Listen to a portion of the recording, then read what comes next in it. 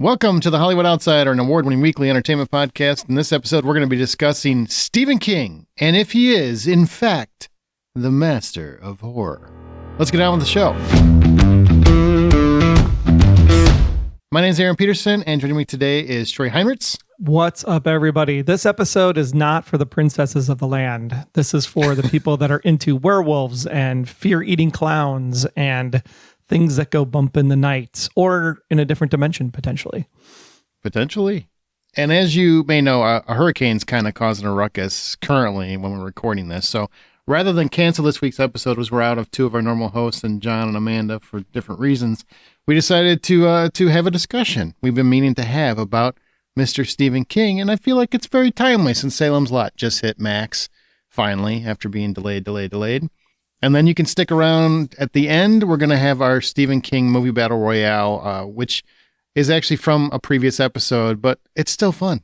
It's still a fun listen. And it's whether you've heard it or classics. I mean, even if we were to do that Battle Royale today, I don't think it would change. It would not. And it wasn't that long ago, so I don't think it would change. There hasn't been anything to really combat how it played out, which you'll have to listen to if you haven't heard it before. So remember, this isn't a normal episode. This is kind of off book, if you will, thanks to current conditions. And also keep fingers crossed for John. He's unfortunately right in the path of one of those. So second time in like a month. Yeah. He's having a rough go of it. So everybody keep in your thoughts, if you would. Because I don't want to. I mean, that's a lot of work on my part. So if you could do it for me, the heavy lifting, that would be great. Yeah, I was like, I have enough brain power to get through the episode, and that's about it. So we're going to start like this first part before we get to kind of the classic Battle Royale. We want to talk just like Stephen King. I mean, really kind of two old friends having a conversation we've never really had, I don't think. In a decade? We've never really actually sat down and talked about. No. Wow, really? Because he's very influential in both of our lives for different reasons. I would say I'm more of the fan of the horror king, and you're more of the more cerebral, I guess. Yeah, the more intellectual, science fiction-y, Dark Tower-ish kind of time travel, that kind of stuff. Yeah. And I like dogs that bite and cars that bite, vampires and that bite. Yeah, exactly. Just not Pet Sematary with that damn cat. Do you? Oh man, I just hit a deer today. And that's what Gage felt like. So, I mean, I feel like it's full circle. Sorry. I feel bad for that deer. Not so much for Gage, because he was a little bastard when he came back. So, all right. When did you first become a fan? Like, do you remember when you first became a Stephen King fan? Do you remember anything? Yeah, I mean, it had to have been, in that ripe old age of we're going to watch whatever R-rated movies we want between, 12 and 15 years old because, we had cable and we could figure that out and descramble stuff and all that back in the day. So sure. And we didn't even really need to do that for the It miniseries with Tim Curry. That was the first King thing I think I watched when I was about 14. Did you like it at the time? At the time it was, I mean, you're young, right? So your brain is still developing. You're trying to figure out what the hell are you watching and why is there a clown and why is there a giant roach monster? And mine still is, honestly. Is the what do you call it? The asthma thing. Is there really, is medicine in there? Or is it just water and it's a placebo and all this other stuff? And so, I mean, I was scared shitless. I would never go by a sewer drain for the rest of my life. Anytime I saw a red balloon, I was like, no, I'll take the blue one. Thanks. So yeah, I mean, it imprinted for sure, that clowns are bad. So yours started with that miniseries. I think so. I think that's the earliest memory I have. And then of course, over time you get to see things like Carrie and Cujo and Salem's Lot and kind of some of those classics after you kind of understood what Stephen King was all about, because now you're into the 90s where you're watching things like, Shawshank and the Stand miniseries and things of that nature that were coming out at the time. Yeah. What's funny, my mom, I've talked about this in the podcast before. My mom famously got me into Alfred Hitchcock. Everything I love, my mom got me into. It's just a fact. And she read Stephen King like it was like he's going on a style. There's not a single book or novella that he's written that she hasn't read, right? Every one of them. I feel sad for her. Ah, nah, she loves them all. And even Richard Bachman, is that the pseudonym? Is Richard Bachman, right? Yeah, Rich Bachman. Yeah, Yeah. because I mean, a lot Even of his those. writing, though. I mean, he like writes really great, and then it's like meh, meh, meh, meh, meh, meh, meh, meh. Okay, now I'm gonna finish it, right? And the meh, meh, meh, meh, meh is always like the same in most of the books because it's like I don't know where this is going. I'm on some really doped up drugs right now, and eventually I'm gonna finish this thing, but. Most of the books definitely get like the Troy 20 minutes too long stamp of approval. Well, I don't know how fast you're reading those books if it's only 20 minutes, but my God, there's some of them are pretty hefty. Back to my story. So mine was, my mom was harping me, you gotta read more, you gotta read more. She's always been very big on reading. Whenever I needed to know what a word meant, I had to look it up in a dictionary. She wouldn't just tell me. I couldn't just ask her what something meant. I always had to look it up, whether it be an encyclopedia or a dictionary. It's just how, in her mind, that's how she made me smarter. I don't think she did such a great job, but no, she sucked at it. It was terrible. No, but she also loved Stephen King, and I was fascinated because I love my mom, and I want to know why did she love this world so much, these worlds that he created. And I started with The Mist, which is the first thing of his I ever wrote. It's still my favorite thing that he ever wrote. And you read it, or you read it, or you watched it? No, I read it. You read it. Okay. The novella. Because I used to read all the time. I don't read as much these days because it's just time. But yeah, all the time when I was younger, especially. And read The Mist, read The Shining shortly after. Which is a big reason why I don't like the movie. Long story. Yeah, book is definitely way better than the movie. The book is so fantastic. And then Desperation is probably my favorite all-time book of his.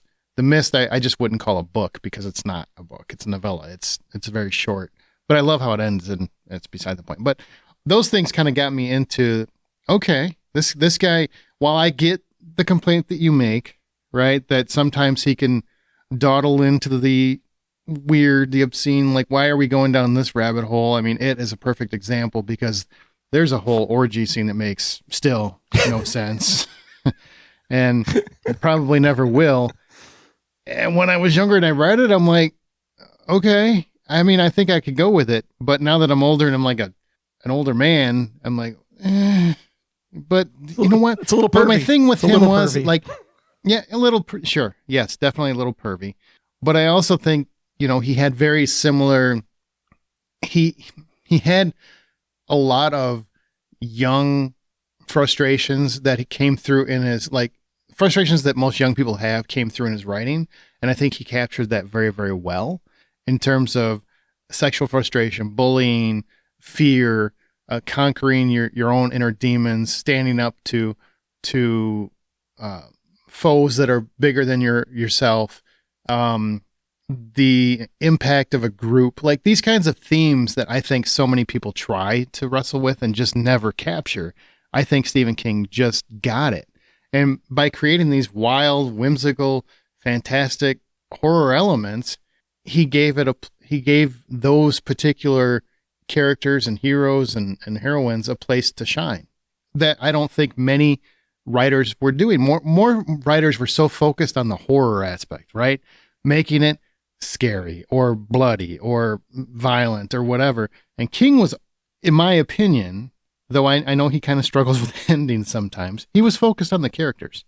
He really was focused on relatable themes, relatable characters going up against impossibly fantastical elements. And that's what made, and still makes, him relevant today.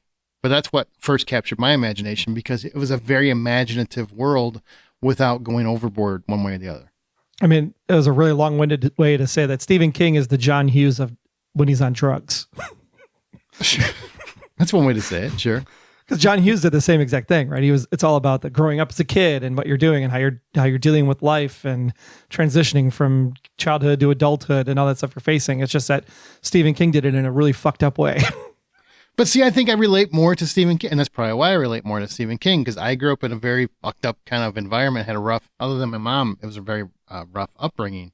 And I clung to that world more than I did this safe, middle class John Hughes world that he had going on. Like, I relate more to, we have constant struggle. How are we gonna win? How are we gonna beat this? How are we gonna get past this? How are we gonna get past the alcoholic this? Or or the maniacal clown or whatever the foe happens to be. That's more logical to me than, I don't know. I'm not going to get the girl. Shitty The girl's going to principal. pick the other guy. Yeah, like that stuff doesn't. My parents left I me don't behind relate on to that. vacation.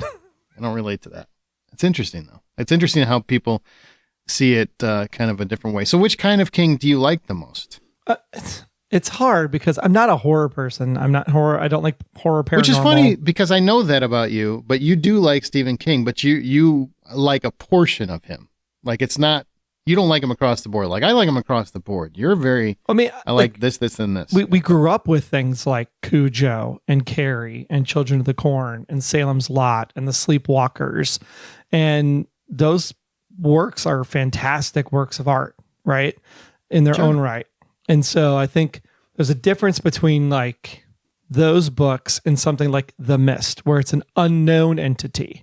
I would gravitate towards the unknown entity or things that aren't necessarily, I don't want to say done all the time or quote unquote real, but like creatures that you would find in the Dark Tower series aren't things you would see normally in TV and film or in books or in life, right? Okay. Like the Lobstrosities doesn't exist in we'll call it real life for lack of a better term.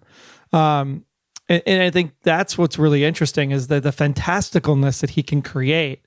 And then being a fan of things like Tolkien and C.S. Lewis and the Chronicles of Narnia, and to find the Dark Tower and go on that journey where you are living the life of Roland Deschain of Gilead, and you're going and getting the horn and going to the tower and fighting everybody.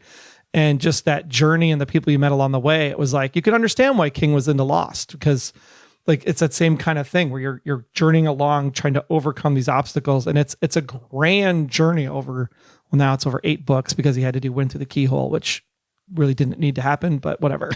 Nor did he need to narrate it himself because he's not a great narrator. But ouch. I hope he's not listening. I hope not. It's Troy at thehollywoodoutsider.com, Stephen, if you happen to be. Well, there was an issue with the guy that was narrating the original starting of the Dark Tower. He got like a motorcycle accident, so then he wasn't able to finish the narration for the rest of the books. So that's why Stephen had to pick it up. But yeah, like 11/22/63 is a great example. Like it's something that is like realistic that you can gravitate towards. Here's a guy who's an English teacher who sees this horrible thing about one of his students, and what if he could go fix that? What if he could stop JFK from getting shot? What if time travel is always a very interesting thing? Or powder keg stories like Under the Dome, where you have this town who's just trapped, and what's going to happen? Who's going to come on top? Who's going to band together? You know, how are they going to solve the problem? Anything where it's a solve the problem type of story, I think those are the ones I tend to gravitate towards the most, right? Stand By Me. How do we solve the problem of finding the dead body before our brother does and the rest of his goon friends? So those, I think, are the ones I gravitate towards the most, is solving problems rather than just, bump in the night scary. I think what I gravitate most towards, and I know it has a lot to do with how I grew up, right? I've talked about it before. I grew up poor, blah, blah, blah, blah, single mom, all that kind of stuff. And I really gravitate towards the stories he tells with kids, because I feel like there aren't many writers. This is my opinion. When I was a kid reading him, I felt like this is a guy who gets kids. Like he understands kids are complicated. Kids are not, I don't know. It's not always a safe space with kids. You know, there's a lot of raunchy shit that happens with kids at various ages. And he wrote to it. Like he always treated them like I feel like parents should treat their children, which treat them like they're people. Don't talk down to them.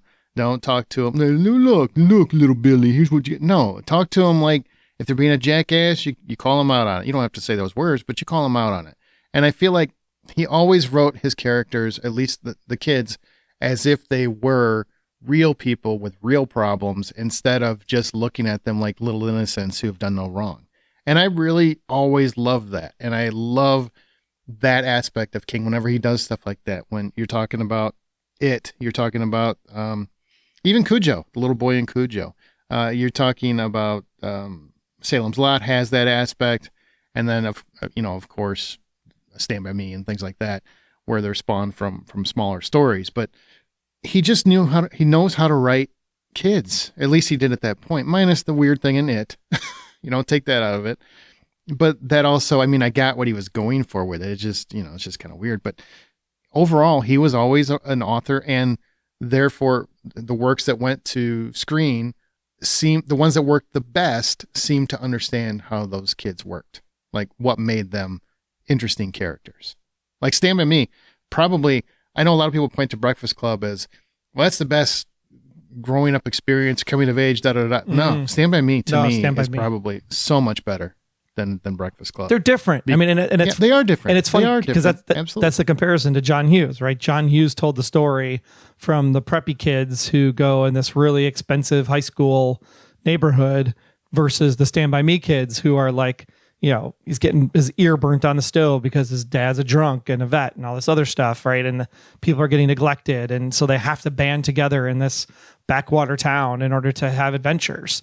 So the juxtaposition of the two kinds of points of view, I think, is really what happens with America now that we're thinking about two different points of view today. Sure. Yeah, I could see that.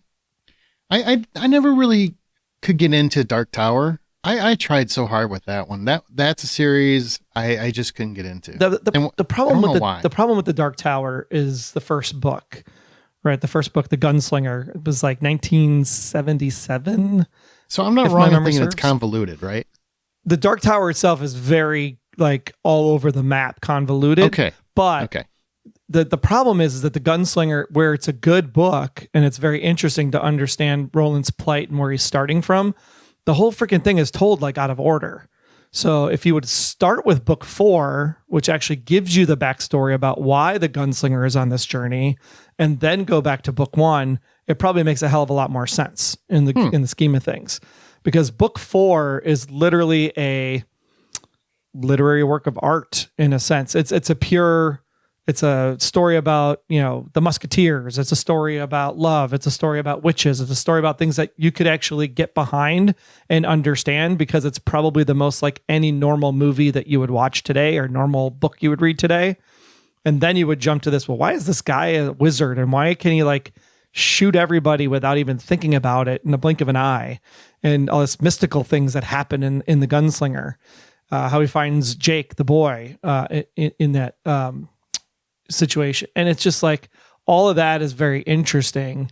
And I think that's why people have a struggle getting into the Dark Tower, because by the time you get to book 2, the Drawing of the Three, that one is actually really, really great, because now you're into we're on this beach. We got 3 magical doors. We got to go into them, which goes into people's mind, John Malkovich style. And now we bring them into Midworld versus keeping them in the regular universe. And you start to learn how Stephen King connected all of this stuff before you even knew he was connecting it way back in the day. Because you get characters from Salem's Lot, you get characters from It, you get characters from Carrie and Children of the Corn, and they start showing up in the Dark Tower, and then you realize it's all connected in this Stephen King universe, and that's what makes it really cool. Because now you're geeking out on stuff that you're like, oh yeah, I remember that, and oh yeah, I remember that. And then it makes you want to go back and read those books again. Yeah, he always does cool stuff like that. Like I told you earlier, Desperation is my favorite book of his across the board. And he had The Regulators, which are the same characters, different story. And it was just wild. I mean, it was just, who does that? Who does that and makes it work? He does. He does it all the time. He's always trying to do something creative and innovative in some way. And I think it's because the guy can't stop writing. I mean, he just can't stop writing. Look at him at his age now, and he's still cranking works out like when he can. The end of the Dark Tower in book 7 is probably the hardest thing I've ever done in literature in my life, which was put a book down. Because at the end of the book, Stephen King basically like breaks the fourth wall and says, okay, we're here. You can go ahead and turn the page, or you can just stop the story now. It's your choice, but I hope you learned your lesson along the way. And I literally said, okay, fine, I'll put the book down. It was the most agonizing 24 hours of my life. Like I had to know like what was behind the door after he knocked on it. Like I have to know. And it was like after 24 hours, I was like, F it. I'm picking this book up and I'm reading it. And then I'm like page as fast as I could to get to the end. And I was like, fuck you, Stephen King. You got me.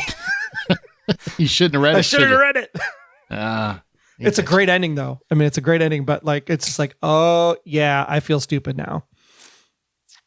Do you remember? I think when you talk about Stephen King, look, the reason why many argue that he's the master of horror is because he crosses all the medias, books, TV, movies. He's done it all. Like you can find great things on each of those things. There was a time, do you remember, kind of like the golden age of TV movies, where his movies instantly equaled like major ratings. Oh yeah, I don't know if you remember that. Like there was a time when the whole this 90s, TV movie, those miniseries where it was like 4 nights.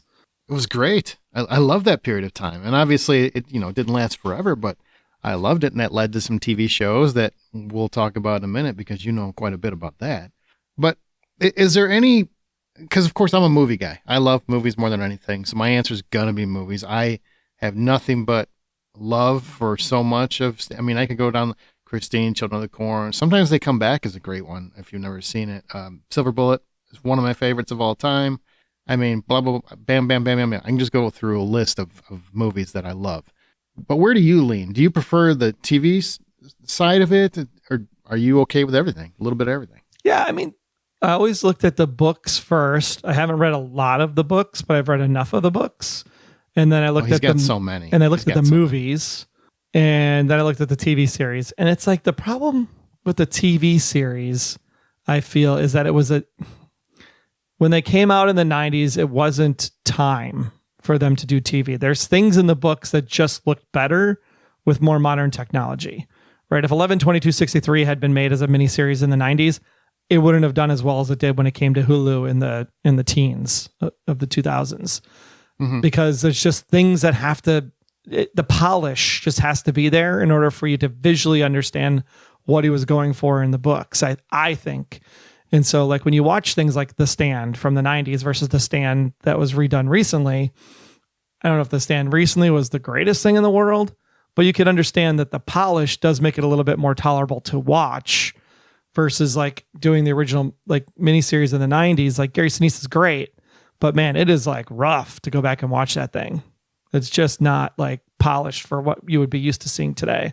Yeah, because TV then was not like TV today, right? Right. You wrote to the commercial break. You didn't write the story first.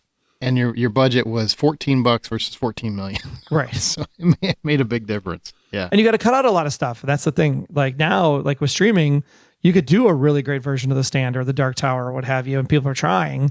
But back then you had, I got 8 hours. What can I put into 8 hours?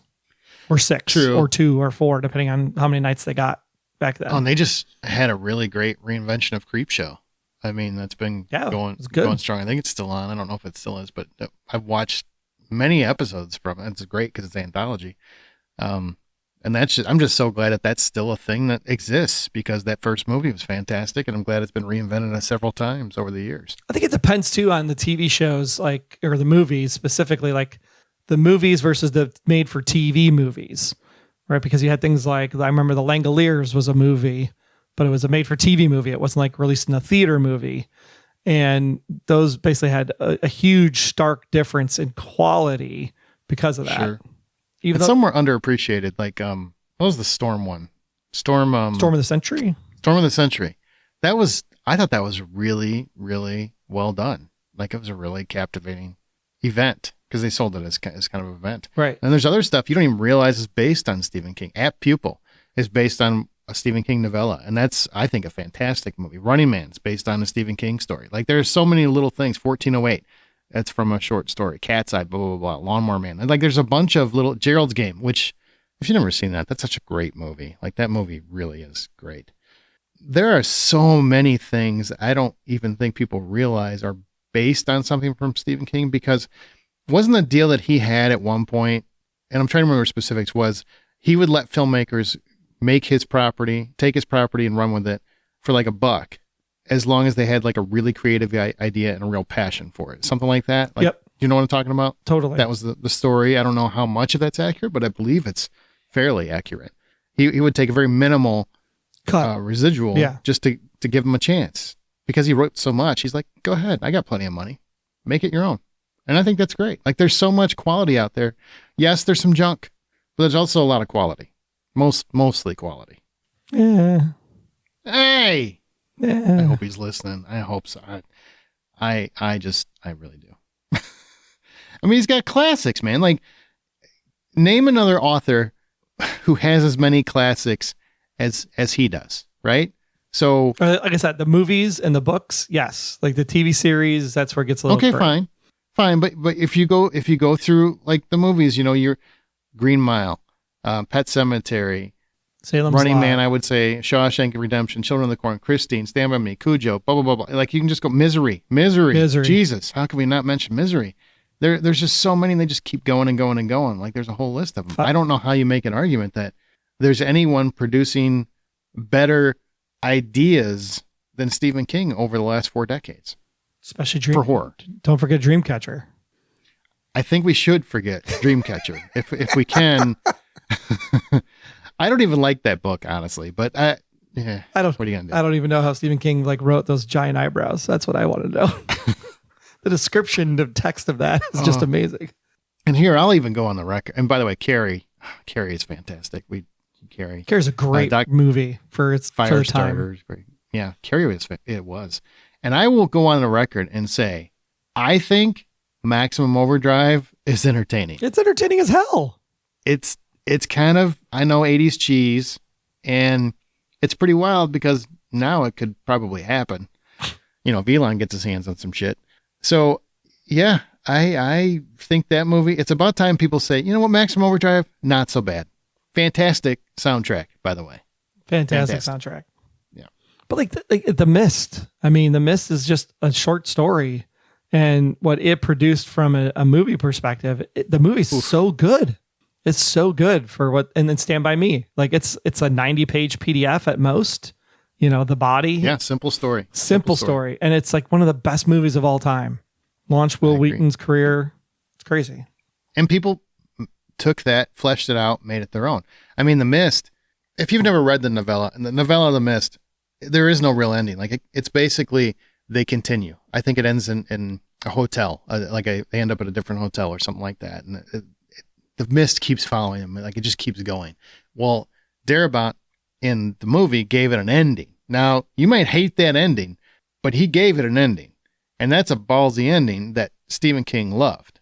That's taking a chance, because he could have said, no, you're not doing that to my book. My book was meant to be something that it never really has an ending. There is no conclusion, and there is nothing dire like happened in the movie. But instead, he lets creators take his idea and make it their own. And I think that's something that doesn't get appreciated much, because studios don't do that. They're all over everything. But Stephen King, he loves creation. He loves creativity. And there's something to be said for that. Oh, I got to watch Maximum Overdrive again. Tommyknockers. Emilio. How do we forget about Tommyknockers? It's okay to forget that one, I think. Are you a big fan of that one? It's okay. It's watchable. It's good. It's okay. It's watchable. Let's put that in the box, right? Yeah. Jesus. It's okay. It's watchable. Look, there's some great ones out there that really didn't get their fair shake either. I think Thinner's a great story, just a terrible movie. That could have been so much better. And it's still relevant, I feel like. So what other ones that are rarely talked about that you're fond of? I mean, I know it gets shit on all the time because of the CGI and everything, but the concept of the Langoliers, I really dig the concept of the Langoliers. It's a story about a plane that goes through a rift and goes back in time. And it's like Lost. That's why you like it. No, not because it's lost. It's because when you think about time is ever existing, right? The past is there. The future is there. We're moving through time. And as we move along, what happens after we go past a certain point? And so when this plane goes back into the past, they're still alive. They're just moving now on a different timeline, but everything else has moved ahead. So they eat a Twinkie and the Twinkie is stale, or they go to a spot and there's the ball game is on the radio, but it's a different time period of the ball game, and then just to have these creatures that are literally now chewing up the past, because you can't just leave shit hanging out forever because it'll take up too much space. I mean, that concept is just super interesting. And then at the end, when they actually go back through the rift and go into the future, they have to stand there and wait for the rest of the world to catch up to them because they're at that future point, but the people haven't caught up to that part of the timeline yet. So it's not that they're moving in time, they're stuck in time, either stuck in the past or stuck in the future. So the concept of that's just really good. It's just the CGI and Bronson Pinchot's crazy paper tearing weird stuff that he does in that movie is just creepy. But overall, the concept of that is really, really great. I'd throw a shout toward Dolores Claiborne, Yeah. too, if you never saw that. I mean, once again, Kathy Bates, really can't go wrong with her. I think both of us are pretty big fans of Hearts in Atlantis. Yeah, I like Hearts in Atlantis. Yeah. I do. It's much more emotional venture. Yeah, it's more connective to a more wider general audience. Mm-hmm. I think those are some of the King's I think those are some of King's best work, to be honest. Yes, he's the master of horror, and you got Dogs and Cats and Pet Sematary and Cujo and Children of the Corn and all that stuff. But like Hearts at Atlantis, 11/22/63, things of that nature, Kingdom Hospital, like things that have like connective stories. It's more people can be exposed to Stephen King's concepts. And then if they're like horror, go this way. If you like time travel, go this way. If you like, just out of the box weird stuff, then you can go Under the Dome, I guess. I don't know. Speaking of, all right, we can't just not talk about this. So you've done how many Stephen King podcasts now, like direct podcasts? 2. So it was Under the Dome, and what was the other one? 11/22/63 : a look back was the tagline we put on it. And you, what that means is they were podcasts. Troy covered every episode of both of those things, right? So my question to you, and I know you really hoped Under the Dome would have ended in season 1 because you thought that was perfect. Like you liked the first season, right? And yeah, the first season followed the book pretty closely. I found it interesting what they were trying to do with it, and then it went off the rails. So what did you learn anything about Stephen King fans doing that? If that sounds weird, like are they the really hyper devoted? Are they normal? Do they really want to have conversations about the themes? You know, what is a Stephen King fan like from doing those books? Honestly, it was hard listening to the fans when we did Under the Dome Radio, because and the reason why we called it Under the Dome Radio is there's an actual radio tower in the town of Chester's Mill. That's actually a very focal point of the story in the books. So wasn't so much a big part of the story in the TV show, but that's why we called the podcast Under the Dome Radio, play on the podcast concept too, I guess. And what we actually found was the other people that were doing the Under the Dome podcasts out there were the more avid Stephen King people than the people that were just watching the TV series. The TV series fans were just like, how do I make fun of this as much as possible? And to the point where by season 3 on that podcast, we were doing everything we could to say how bad it was without saying how bad it was. And then people would actually call in with their own scenarios of what would happen in the next week and do like little mini plays. And there's a guy that called in like a 6-minute feedback every time. And it was like, what is his story this week of where he's at? And inside of Chester's Mill, he made up his own little drama inside the dome. And it was more entertaining than the show, to be honest. Because that's a case where the creator idea like went way off the rails from what Stephen King originally had planned. Under the Dome the original concept of Under the Dome was supposed to be a bunch of people trapped in a New York apartment, like a New York apartment building, can't get out. And they had to the community had to evolve while they were stuck inside of this apartment building. That was the original plan. And then that sounds really interesting, actually. It does. And then it was just like, well, there's not enough space to move to make an environment. So they, broadened it to an entire town and then had a giant contact lens fall on top. Well, yeah. There was that. It's not a contact lens. I didn't give away the ending. Did you find the fans the same when you did 11/22/63, or wasn't at all the same kind? No, the 11/22/63 fans were like history buffs. Like they were all into like, well, that wouldn't happen in the JFK time, and that wasn't quite the same way. But like those people were the ones that were picking it apart a little bit from the history perspective. And then the other side of the coin were the fans that were all about the time travel. So they were like, oh, when he went back in this episode, this didn't happen this time. And when they went back in this episode, this didn't happen this time. And then you had a third sect of fans, which were truly the Stephen King, like Did you pick up on this Easter egg? Did you pick up on this Easter egg? And so a lot of the times the credits of that show actually changed week to week based on what was happening in the episode. So part of the podcast stuff that we did was actually had to analyze the credits, take screenshots of everything, put it on the blog. So people then could say, oh, I didn't know that was happening. I didn't know the string was red or the thing would change to yellow or there was a pumpkin on the porch and the title of the record changed. So, I mean, it was very much more of a Lost Cerebral type community experience or Game of Thrones type community experience for that particular podcast, because there's just so much to it, because time changes. And because of that, things change, and it was cool to play with. That's cool.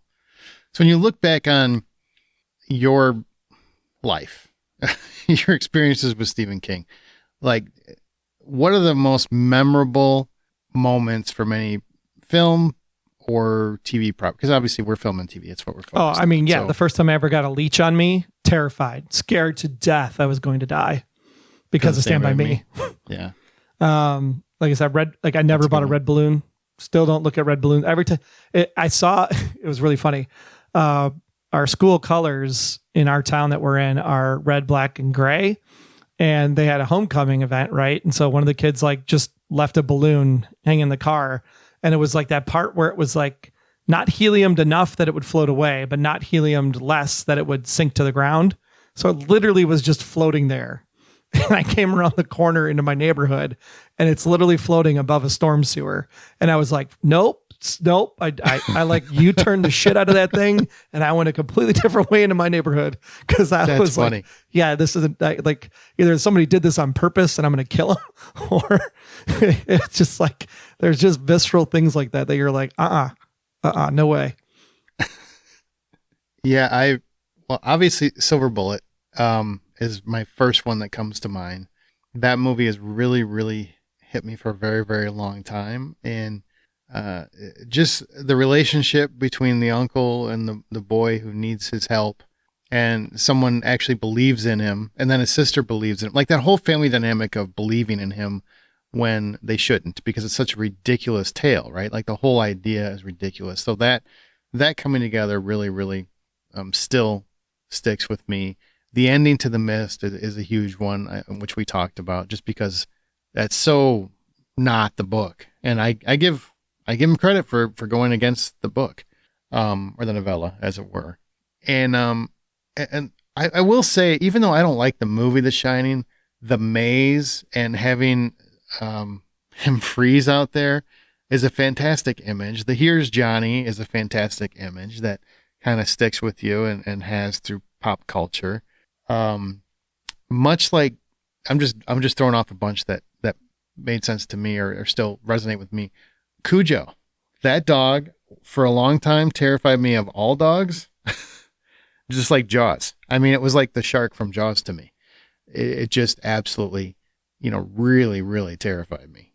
Just still does. Like, I don't want a Saint Bernard in my house. I just don't. Well, even as recent as like 2020, The Stand was like a profound thing of like, a global virus that could like wipe out people. And, for sure. And then there was the whole battle between like the good people in Las Vegas and Randall Flagg taking over. And it's like, I want to get political, but it's like, well, now you got Trump as like a Randall Flagg and using the arsenal. It was just like, is this happening? Like, I thought this was a story. This isn't real.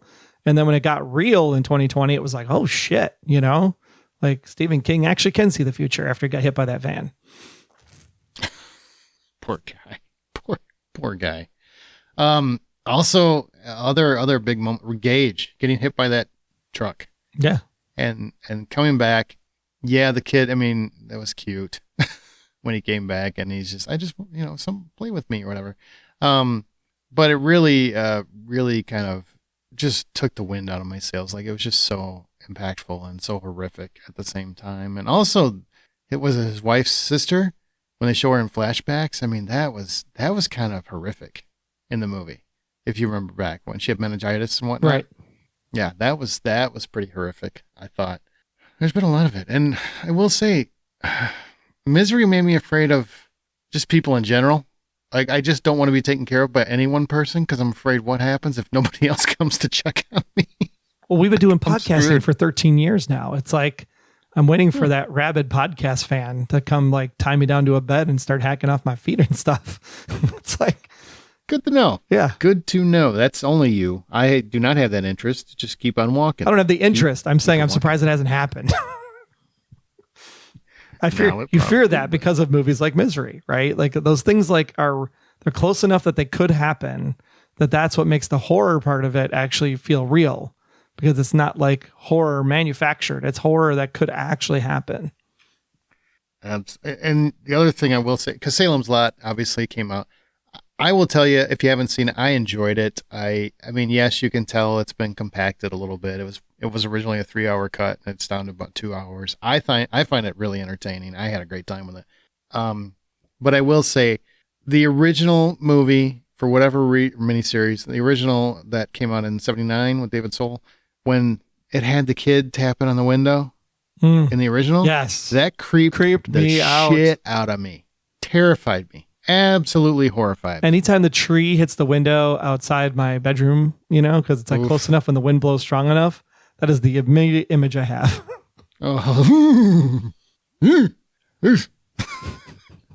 Just gonna go to bed with a little cross made of my little town every night until Halloween is over, because now I'm gonna be a little creeped out. Well, even like Running Man, like you think about Running Man and what its purpose was, and reality TV and how people are betting on it and everything, and now how much reality TV do we have now? So far ahead of time. Yeah. I mean, it's a weird movie, but at the same time, it's interesting just because Richard Dawson was a weird guy to begin with. You can see it happening now, though, couldn't you? Oh, yeah. Like, if you win, you can basically take down the corporation. You can take down the broadcast, take down the government. I mean, basically, that's what Hunger Games was all about. Absolutely. All right. So in closing, I'm going to ask a question, but don't answer yet. Okay. I know you got your answer, like you're ready to go, but don't answer yet. Okay. So what I'm going to do is I'm going to ask the question, and then I'm going to read some listener thoughts, hear them out. We can discuss them, and then you and I can answer. Oh, that sounds very like End of Dark Tower. That's exactly what I was going for. Even though I didn't read it. So the question is this, very simply: is Stephen King the master of horror? Don't answer that. That's the question. Is Stephen King the master of horror? And we asked this on our Facebook group and on X at Buy Popcorn, and we're also on Threads at The Hollywood Outsider, and Discord, blah, blah, blah, blah, blah. So here's some of the responses. Jeff Gentry, okay? He says, I think he does horror, but if you look at the bulk of his writing, it is not the main genre, which is, I'm surprised to hear someone say that, but fair enough.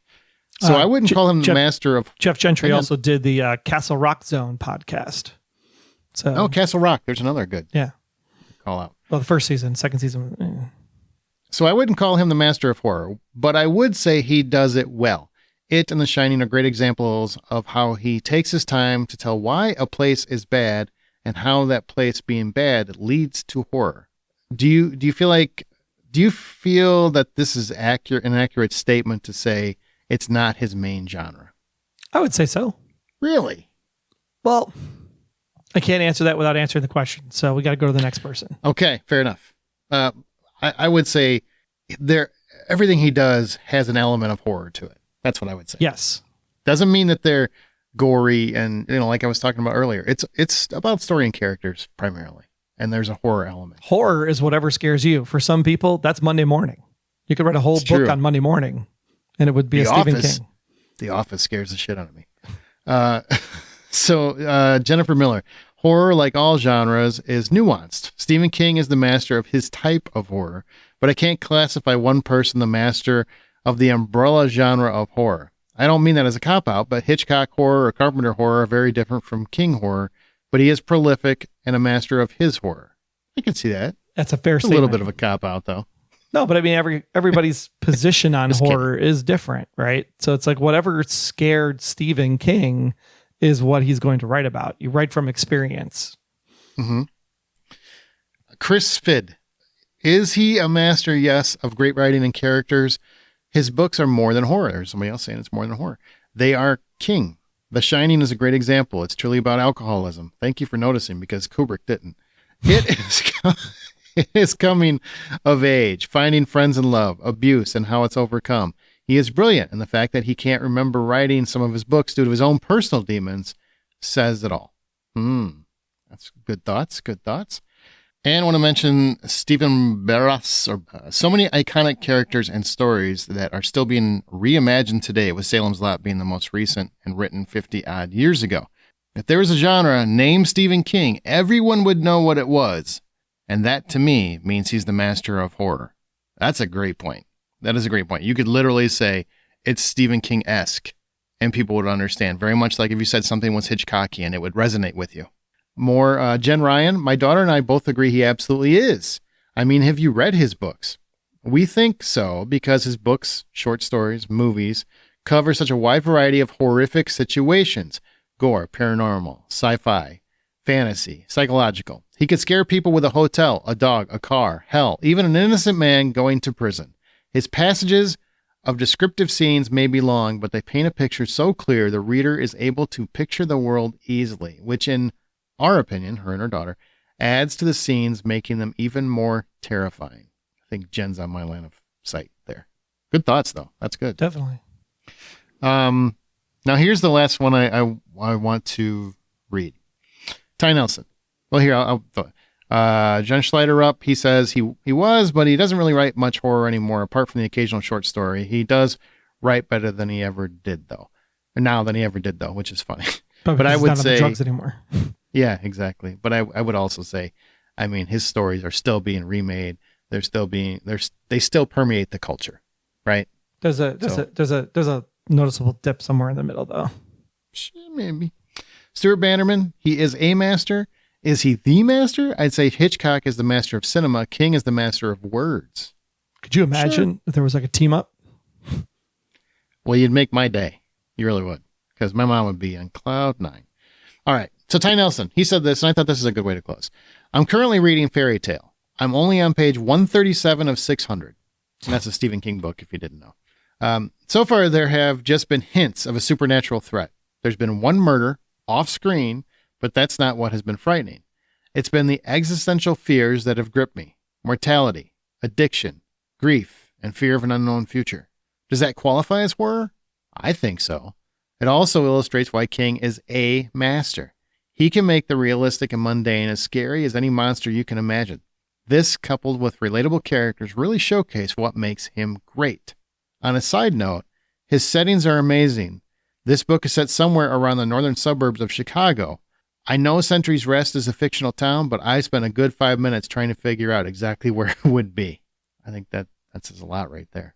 This is some great, detailed layer thoughts from people that you obviously know are big fans of Stephen King.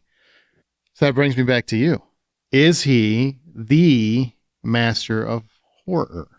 I will say yes, in the sense of defining horror as not necessarily all the things that go bump in the night, but all the things that go bump in your head.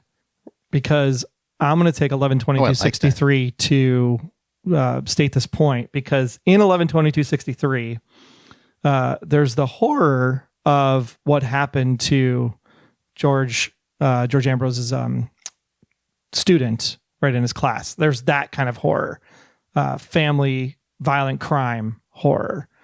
There's also the horror of the ability to go back in time, and every time you go back in time in this particular story, you can change things and come back to the future, but never quite get it right. So you're constantly going back in time and trying again and trying again and trying again. And so there's the existential crisis of, will I ever do the right move in order to make happen what I need happen? And what kind of like obsession does that cause? So there's that kind of horror. And then you have the horror of the past itself throwing shit at you left and right, because the first time you went back, a tree fell before you got, coming down the road and blocked the road. The next time the tree falls on your freaking car. So every time you go back and change something, the past is fighting back harder and harder, and you have no idea when it's going to catch up to you. So there's that kind of horror. But the reason why 11/22/63 is the best story out of them all, in my opinion, from a horror perspective, is it's because the horror of never, ever being with the woman you love. And it's gut-wrenching.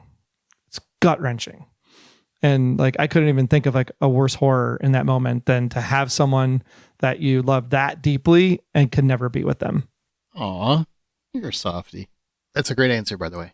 And especially, I really love the bumps. Not instead of bumps in the night, things that go bump in your head. I think that's great. I said it earlier, and I mean it. Like he brings to life everyday horrors, right? Things that you normally wouldn't find terrifying. Dogs, most people do not find dogs terrifying, but you give one rabies, suddenly they're terrifying. Kids, they're not terrifying, but you get them to band together and they're hanging out in a cornfield, suddenly creepy as hell. Clowns. A lot of people used to love clowns before Pennywise came around. You know? The Dead Zone. I'm pretty sure it's a documentary at this point. So, That's a true statement. Isn't it? Well played. You know, Shawshank, that story, just the idea of being wrongfully imprisoned, and you know that's a horror in itself. Well, and the horror on that one too is not necessarily being wrongfully imprisoned, but at the same time, the horror that you've spent so much time in the prison can actually reacclimate to real life. Sure, there, perfect. Stand By Me, the horror in that one. I mean, yeah, there's a horror element in it because you have the boys are afraid of a bully, and also when you're kids, you get all excited. I'm going to go see this dead body, but then you see it, and it's horrific. Like it's not what you wanted because now you're faced with your own mortality because of your own life and da, da, da, da. Like there are all these elements that he finds. Pet Sematary, the loss of a child. Like there are so many elements that yes, he might inject a horror trope. Misery. You meet a super fan, and the super fan is the most terrifying thing in the world. Christine, you gotta be afraid of a car, for Christ's sake. Like he made a car scary. Like there's all these things that he manages to do. And I agree. He does not write in terms of, it's not all about vampires and monsters. He can make so many aspects of just everyday life horrific. And I think that does make him a master of horror. And I think he's managed to dominate all forms of media. That's what I'm trying to say. Like he's managed to dominate TV, books, audiobooks. I mean, he's got those too. And film, obviously. He permeates the culture. For 50 years. Yeah, some of the most famous directors have covered his work. Kubrick, Reiner, Frank Darabont, Mike Flanagan has become an established horror. Midnight Mass was basically Salem's Lot, in case you missed it. Same frickin' story. George Romero, I mean, like the list goes on and on. Like the legends admire him. They know his work resonates with the people because it starts with the characters and it ends with the horror. It doesn't start with the horror and forget about character. Like characters always matter, and especially if you really read his work. Did you hear that, everybody? Aaron said the characters matter, not the story, not the things on the island. No, I never said the story doesn't matter, Losty. All right. I said the characters and the story matter. He makes both. See, that's what happens when you can actually write. You make an ending that people, well, okay. Well, I shouldn't say that, Steve. All right. Touche. There's a few wild instances there where we could probably pull that one. A few. Yeah. But yeah, I definitely think he's a master of horror. And in fact, for those that would say he's not, tell me who's better than Stephen King. Over the course of 4 decades, give me someone with even close to that kind of record. Or volume of work. Yeah. And you can't just say, well, he made Graveyard Shift. Okay, so you're going to take one movie that was based on his work and that discounts all the other ones that we've talked about already? Nonsense. Just nonsense. Think about the number of volumes of work that he's done compared to other authors. And if he's got a Graveyard Shift sitting in there out of all those other things, like that one author that made maybe wrote one good thing also had a Graveyard Shift. Sure. Absolutely. Might be the only thing they have is Graveyard Shift. Hey, there's a lot of great. Clive Barker is a good writer. He's got a lot of really weird horror out there. And I know some people love him, but I don't think his work has come anywhere close to the popularity of Stephen King. And I'm not knocking him. I'm just saying, find someone that comes close. Joe Hill, he's getting there.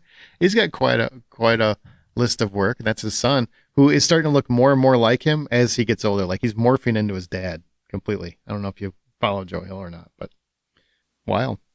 It's wild. Well, I just want to say, in case Mr. King does listen to this, thank you for everything, because you really have made my life different. If you ever want an interview, Aaron at thehollywoodoutsiders.com. I would love to talk to you, even for 15 minutes. It would be great. What a dream.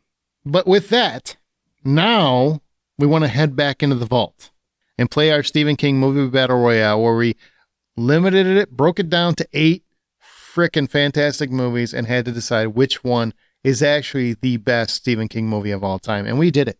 We did it. And if you've never heard it, it's a fun listen. If you have heard it, still a fun listen. And fun fact, Troy was only a guest on that particular episode. That's Just true. before he became permanent. That's true. So, because he finally had free time after he gave up all those other TV podcasts. oh God, so many TV podcasts. All right. Well, thanks everybody for listening. Thanks, Troy, for joining me for this. Absolutely. Appreciate it. As always. Anybody that's in the path of weather, please be safe. And here is our Stephen King Movie Battle Royale. The next time you step into the thinny, buy popcorn. Ladies and gentlemen, it is time for the Hollywood Outsider Movie Battle Royale. That is where we take 8 films, 2 favorites from each of our hosts, and we determine which one is the ultimate greatest film in the entire whole universe. It is definitely a lot of fun, and it is time to get to it. Let's decide what is the greatest film of its genre. It's time for the Movie Battle Royale. That's right. It's the Stephen King adaptation edition. Before we get to the rules, I guess. Welcome, Troy Heinrichs.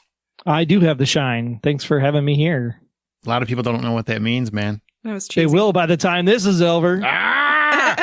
All right. Well, this is our Stephen King Movie Battle Royale. As I said, if you've never heard our battles before, we select our top 8 candidates and vote away to decide what is the greatest film of its kind in history. That's too cheesy. That was way too far. History.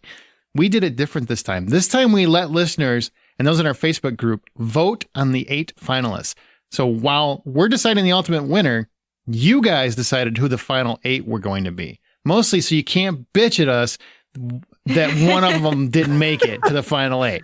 Boom. Way to sound hostile to our fans or our listeners, or I mean, I guess calling them fans is too presumptuous. I just want to say thank you to the fans for not voting for Dreamcatcher. Did you really think it was going to be an issue? John I would sounded have jumped offended. on I did the Dreamcatcher. remake. I'm not talking about it again. Yeah, it's a bad movie.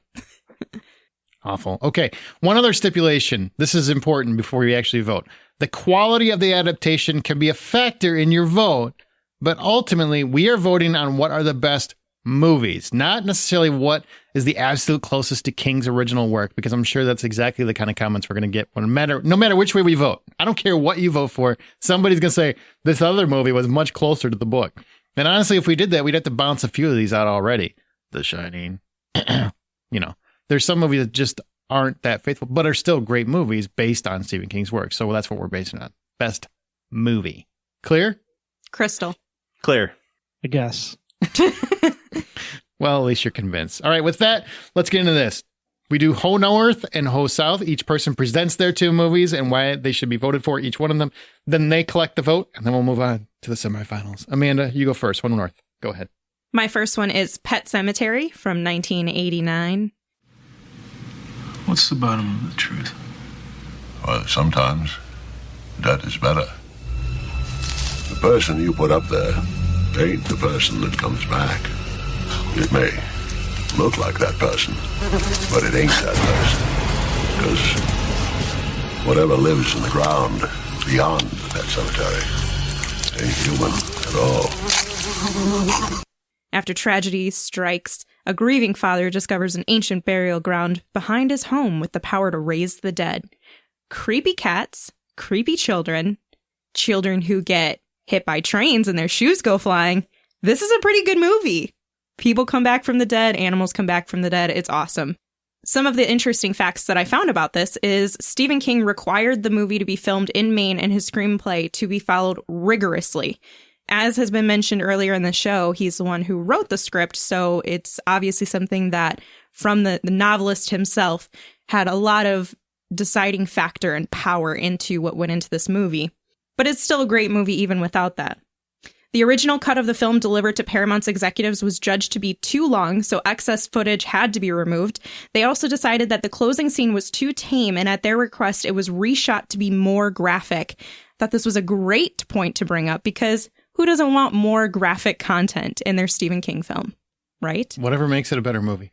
It made it better. Okay. Okay. Also, The budget was, not that this really helps it too much, $11.5 million, and it grossed $57 million.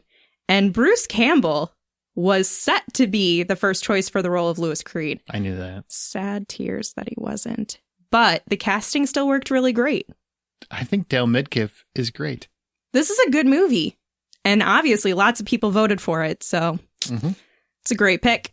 What's your second one? My second is Stand By Me from 1986. Could he have gotten all the way from Chamberlain to Harlem? That's really far. Sure. He must have started walking on the train tracks and just followed them the whole way.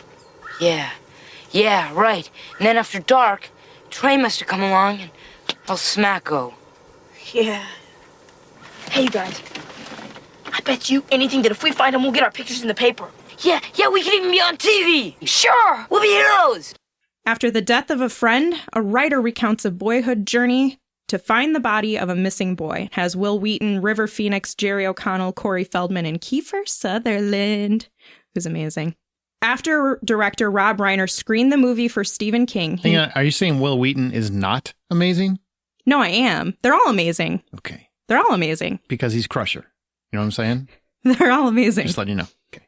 Even the ones who have passed, R.I.P. After director Rob Reiner screened the movie for Stephen King... Hang on. That actually is R.I.P. because it's River Phoenix. So I'm just having a whole brain thing going on right now. What is going on right now? Sorry, I interrupted you twice. Go ahead. You have like a severe ADD tonight. You said R.I.P. and I'm like, wait, does she mean his initials? Holy shit. Is his middle name an I? It is now. Oh my gosh. Well, anyway, when the movie was screened for Stephen King, director had noticed that King was visibly shaking and wasn't speaking. He left the room and upon his return told Reiner that the movie was the best adaptation of his work he had ever seen, which is spectacular. Mm-hmm. To have he didn't write the script on this one, but he had somebody the director that he really believed in and, physically made him shake from watching this movie. There's also some really interesting parts that I found out about this other than, so the movie is amazing and it's also a classic and I even watched part of this in school. I don't think I should have watched part of this in school. Really? Like in class? Like in middle school. What are they teaching? This is how you find a body, kids.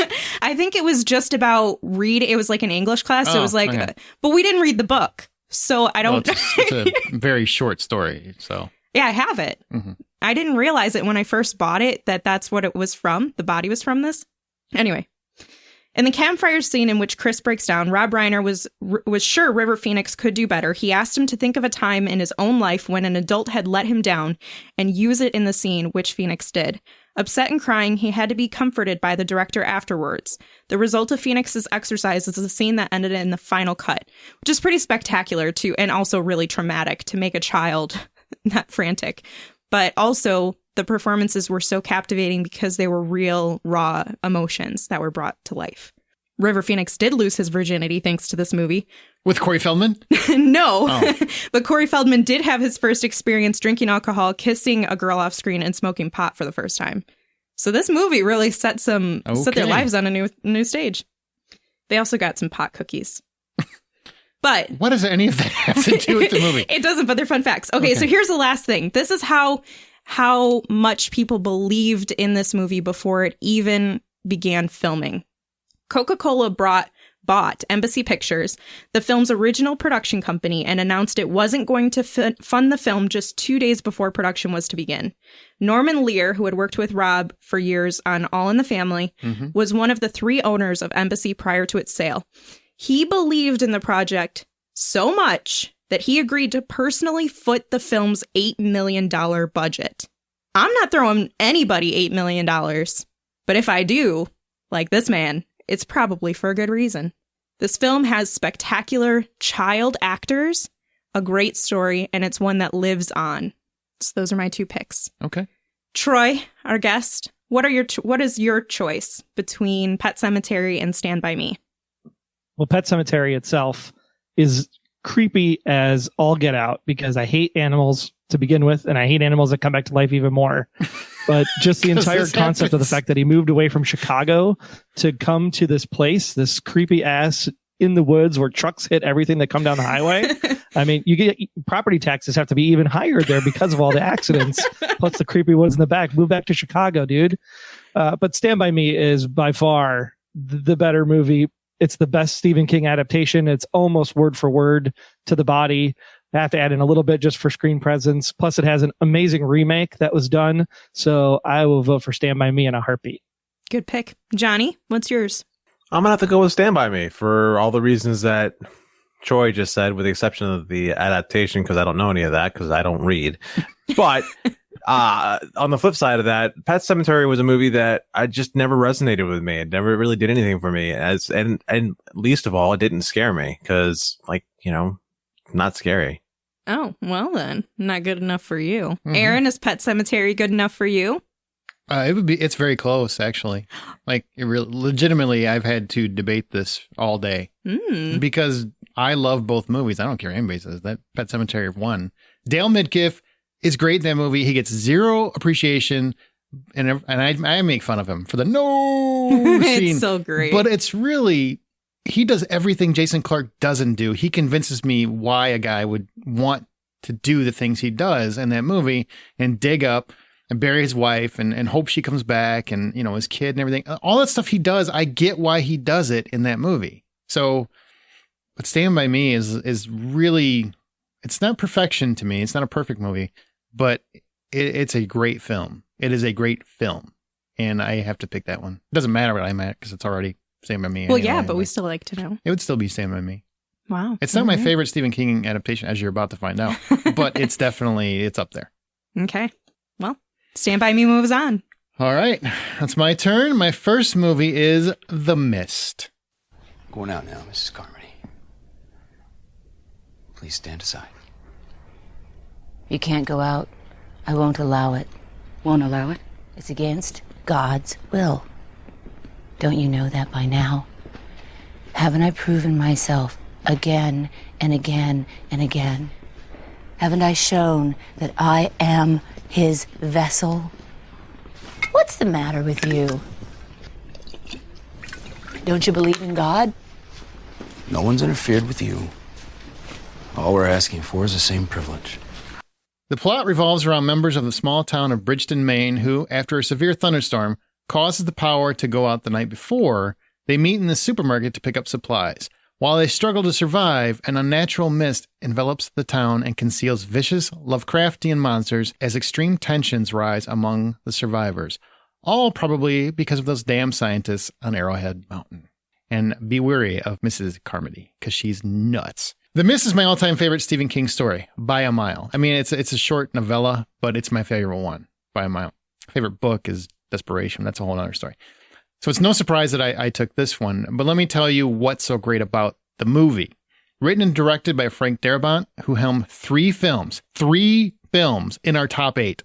3 in this top 8 are directed by Frank Darabont. So I really feel it's going to be a Darabont battle royale at some point.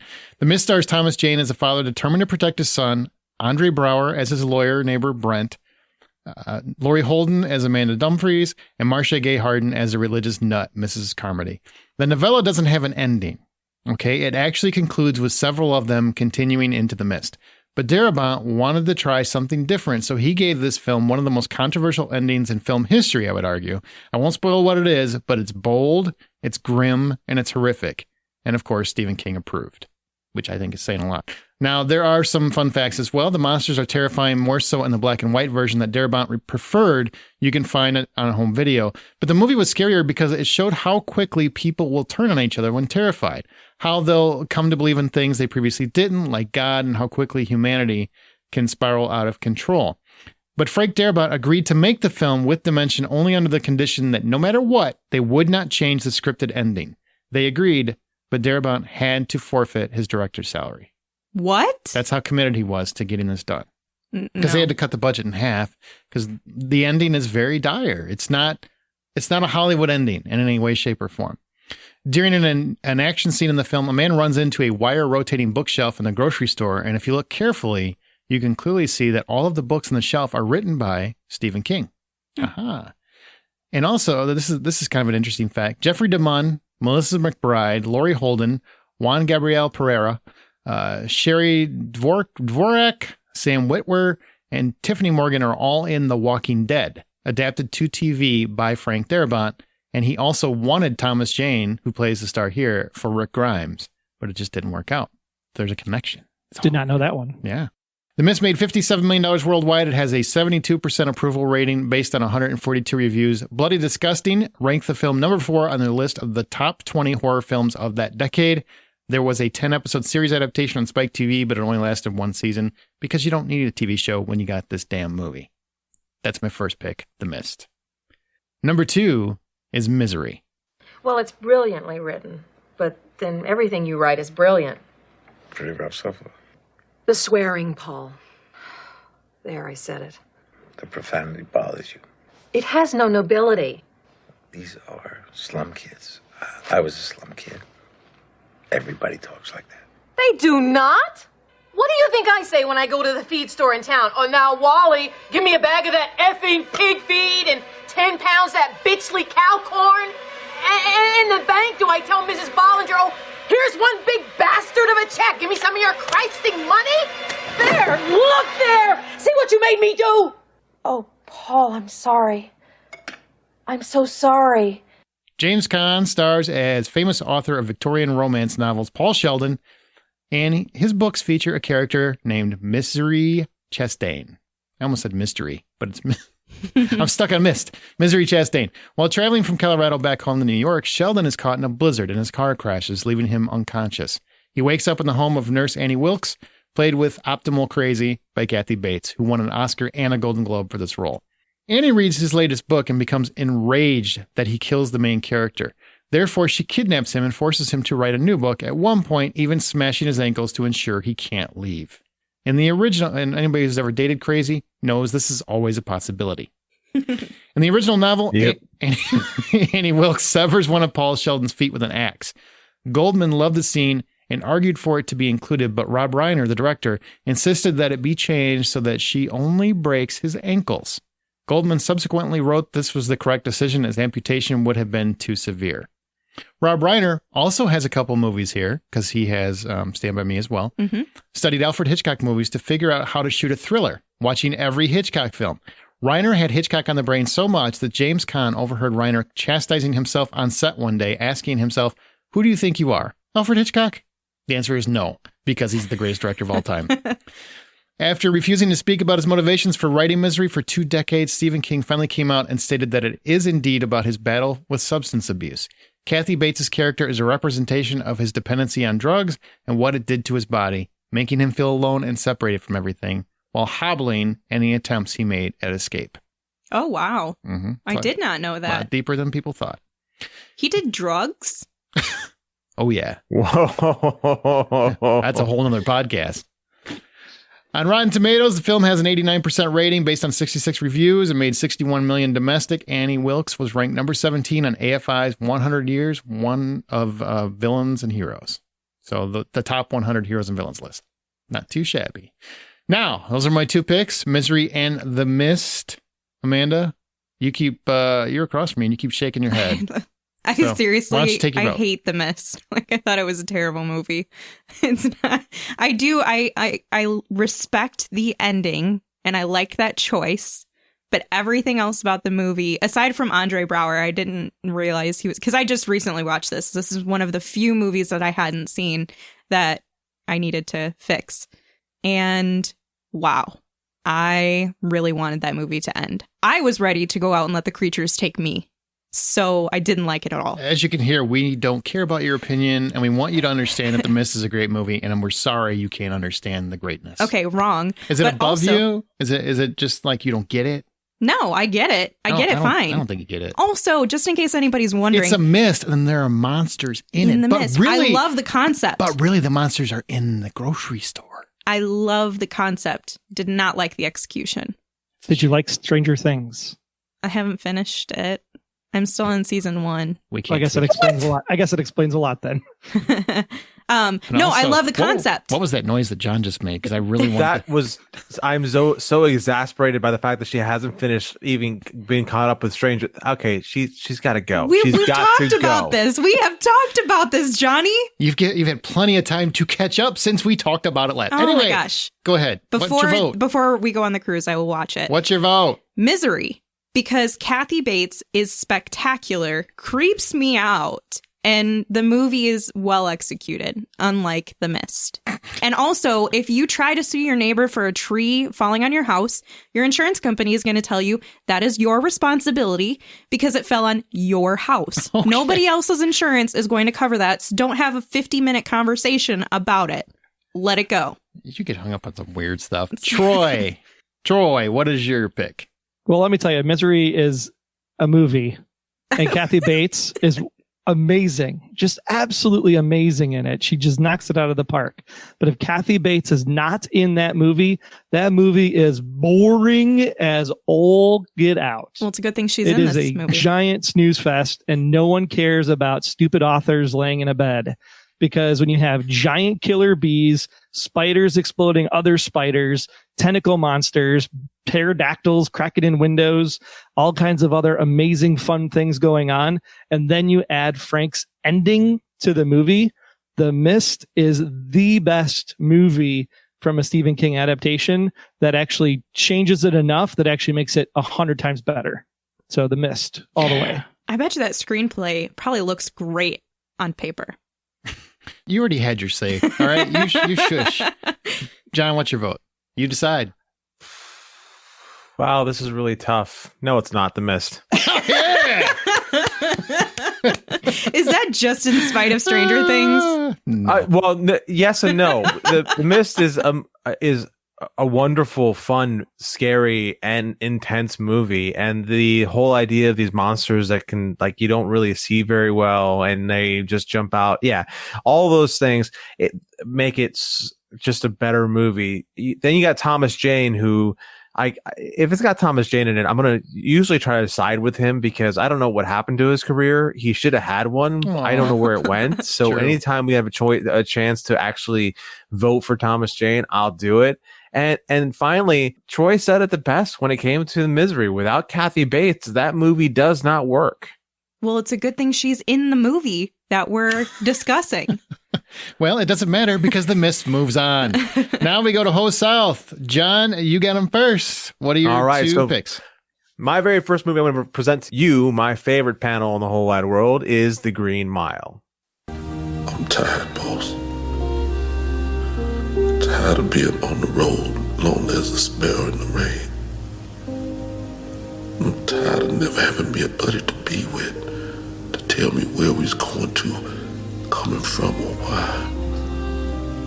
Mostly I'm tired of people being ugly to each other. I'm tired of all the pain I feel and hear in the world every day. There's too much of it. It's like pieces of glass in my head all the time. Can you understand? Yes, John.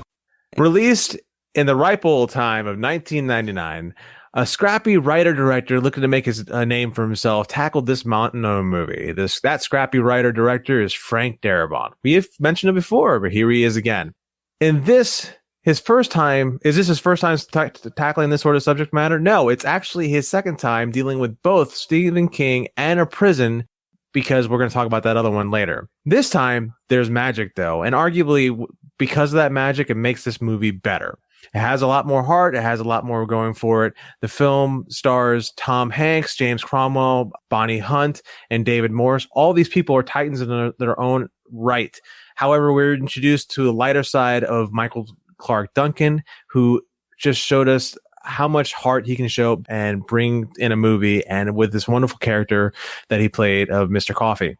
It also proved that even way back when, someone as unknown as Sam Rockwell can still make anything that he does a little better just by being him. The story of The Green Mile is one of hope. It touches the heart and it oozes magic, and that's why it's my first choice. Okay. My second choice is 2017's It. Hiya, Georgie. What a nice boat. Do you want it back? Yes, please. You look like a nice boy. I bet you have a lot of friends. 3. My brother's my bestest. Where's he? In bed, sick. I bet I could cheer him up. I'll give him a balloon. Do you want a balloon too, Georgie? I'm not supposed to take stuff from strangers. Oh, well, I'm Pennywise the dancing clown. Pennywise? Yes, meet Georgie.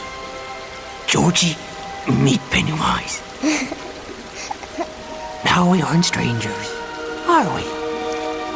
With even less credits to his name than Frank Darabont had, Andy Muschietti, what a great name for a director, was tasked with not only working with a Stephen King novel, but also bringing up something that is long loved and has already been done once before in a movie form, or actually a miniseries form back in 1990s. Actually helped draw a lot of ire from that wicked beast, the internet, that we all know about. It starred Tim Curry as the memorable Pennywise, and it was something that was just fascinating to watch and terrifying. So how does this movie fill those big ass clown shoes? Well, they found a way to take a story that we all know and love and still found a way to scare us. Complaints of the recasting did not actually hold any water because the cast was fascinating, fun, and scary to watch. This creative team managed to take a story that we all knew and found a new way to scare us. And it was executed in a way that taught people that we can actually remake these stories. And so with that, I'm going to go to Aaron. Which one of these two movies do you like the best? Green Mile and It. It, I thought, was a great adaptation of the book. It was probably one of the best horror adaptations of any Stephen King novel. That said, The Green Mile is a movie I've watched over and over and over again, and it moves me every time I watch it. Sam Rockwell is fantastic. Michael Clark Duncan is fantastic. It feels like it almost feels like I'm there in that movie. It feels like I'm going through the same experiences that they are, and every time I put it on, I can't turn it off. Whereas I like it, but I just don't have the emotional connection. So I'm gonna go with The Green Mile. Green Mile hits me a lot more than It does. Okay. Troy? That's a tough call for me because The Green Mile is everything that Aaron said that it is. The only problem is that it is like a fundamental Stephen King property, whether it's the book, whether it's the TV miniseries, whether it's this movie. And yes, technically it's only half of the movie because there's part 2 still coming out this year. But it had gotten so many things right in this, I guess you call it a remake of the miniseries, but it's its own movie in its own regard. I mean, it includes Maturin inside of there with a giant Lego turtle. So it pulls on some of the amazing things from the book. It has the orgy scene, if you will, without the orgy, but they get the concept of the orgy scene where they're all banding together to have their powers. Mm-hmm. And the way they leave the circle at the end of the movie is actually very significant when you tie it back to the book in particular. So where I think The Green Mile is a great movie and I enjoy watching it and I get the feels and everything from it and I love the little mouse. I think from a Stephen King perspective, I think it is a better movie because I enjoyed it. I saw a giant fat man throw a bucket of popcorn up in the air during the clown scene in the house. So when the popcorn bucket obstructs your view, I think you're in the right place. So I would have to go with It, unfortunately, over The Green Mile. Well, there's no unfortunate. These are both great picks. I mean, so I get to be the tiebreaker. You get to decide. Yay! Yeah, because making decisions is what you love to do. Right? She's so good at I'm it. excellent. Did she pick 2? Yeah, right? Can I move them both to the next round? So I do love this version of It. I agree that it was creepy. The dialogue was amazing. It was super funny. But Green Mile is something that was so unique, and I like that it plays on stereotypes and social commentary, but also has a lot of heart in it. And we all know I'm a sap for some heart in my movies. I like to cry. Green Mile is something that stands up time after time that I want to go back and revisit. It is something that I don't mind revisiting, but I don't need to revisit. I'm going with Green Mile. All right. Green Mile moves on. Troy, you get the last two to present before we move into the semifinals. So what are your two Stephen King adaptations? Well, I am going to go with the one that's kind of started it all, first and foremost, and that is The Shining. I think maybe he should be taken to a doctor. You think maybe he should be taken to a doctor? Yes. When do you think maybe he should be taken to a doctor? As soon as possible. As soon as possible. Jack. You believe his health might be at stake? Yes. You are concerned about him. Yes. And are you concerned about me? Of course I am. Of course you are. Now, this movie is a series of mysteries that are all connected to each other. It's not a perfect movie. It's an amazing mystery. We'll put it that way. It's a great Stanley Kubrick film. It is not a Stephen King film. So just keep that for what it's worth. You're like anti-selling this. but no, it's a really great, amazing mystery. And I would have to argue with Aaron that The Mist is a good horror, but it's not really a horror. It's like an action. The Mist is an action flick with some, what do you want to call it? Cerebral context to it. I think that The Shining is a pure horror film. It blurs the line between sanity and insanity. And until the last act, there's actually two explanations of going on the entire time. Either he's going insane from cabin fever, or he's completely having a mental breakdown when he goes and attacks his family. And we don't even know what the hell's going on until you get to the very last part of it. You know, is he being corrupted by these evil spirits that inhabit the hotel? And when the truth is finally revealed in the last part of the movie, it's not even explained why the ghosts are doing what they're doing in the first place. Very little is answered, and you're left completely wondering why this all happened in the first place. And I think that's an amazing thing for the movie. I mean, it sticks, and it makes you wonder, and it makes you walk away and go, huh. And then you kind of watch it a couple more times. Plus, there's tons of the shout outs and hidden messages from King properties in the movie. Fans have actually mapped out the entire maze and the layout of the mansion.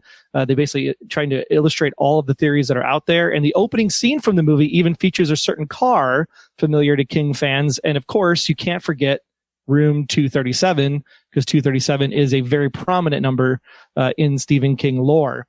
Now, what I thought was fascinating, though, is that in tribute to the film, the makers of Toy Story actually made the carpet in Sid's house. If you look at the carpet, it's the same carpet from the carpet hallway scene in The Shining. And in fact, Lee Unkrich, who was part of Toy Story 3, the director, he actually runs a website dedicated to the Shining film. Oh, wow. That's a fun fact. I like this carpet thing. That's a fun fact. Yeah, I didn't know that.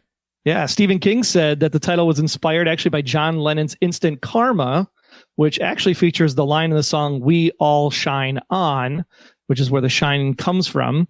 And Danny is one of the kids known to have the shine, this special psychic power to kind of see the other universes inside of the Dark Tower kind of levels and mechanisms inside of the King universe.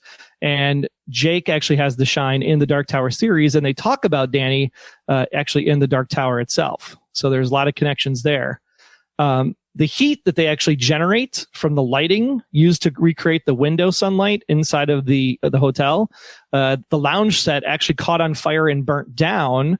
And I pulled this one just for Aaron because when that got rebuilt as part of the L Street Studios, that has actually got a higher ceiling now and was used as the snake-filled tomb in Raiders of the Lost Ark. Get out of here. That's cool. Yeah, totally. Something good came from that movie.